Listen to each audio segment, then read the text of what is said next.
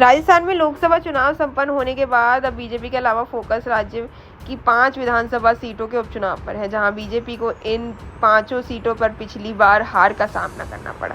लेकिन इन सीटों पर फिर से बीजेपी को कम बैंक करना आसान नहीं है। 5 विधानसभा सीटों में से 3 सीटों पर कांग्रेस ने पिछली बार जीत हासिल की थी। इसमें देवली उनियारा दौसा सीट बीजेपी के लिए चुनौती है। इसकी वजह है कांग्रेस ने दिग्गज गुर्जर और मीणा नेताओं की जुगलबंदी है। इसके कब्जे में बीजेपी के लिए सीट निकालना बहुत बड़ी चुनौती है।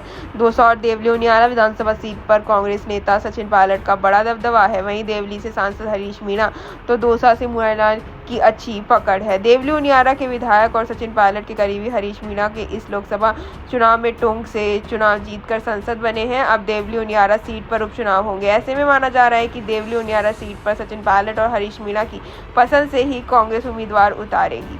चर्चा है कि देवली उनियारा विधानसभा सीट पर सचिन पायलट हरीश मीणा का पूरा होल्ड रहेगा। अब बात करें देवली उनियारा की जातिगत समीकरण की, तो यहाँ सीट गुर्जर मीणा बहुमूल्य है। इस सीट पर 50,000 मतदाता मीणा समाज से हैं, जबकि गुर्जर की बात करें तो 45,000 है। इस सीट पर शुरू से ही गुर्जर और मीणा मतदाता चुनाव परिणाम का रुख करते हैं। ऐसे में उपचुनाव में कांग्रेस की सचिन पायलट के जरिए गुर्जर और हरीश मीणा को मीणा मतदाताओं के साधने की कोशिश करेंगे। दौसा विधानसभा मुरलीलाल मीणा ने लोकसभा चुनाव में दौसा लोकसभा सीट पर चुनाव लड़ा। इस चुनाव में जीत हासिल करने के साथ ही मुरलीलाल मीणा भी सांसद बन चुके हैं। इस सीट पर सचिन पायलट ने मुरलीलाल मीणा के लिए चुनाव प्रचार किया था।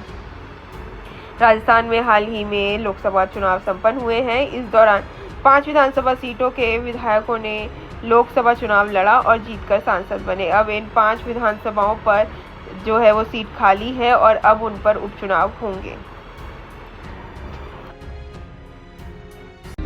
सच दिखाते हैं और सच को देखने के लिए हमारे चैनल को लाइक करें, सब्सक्राइब करें और बेल आइकन दबाना बिल्कुल ना भूलें।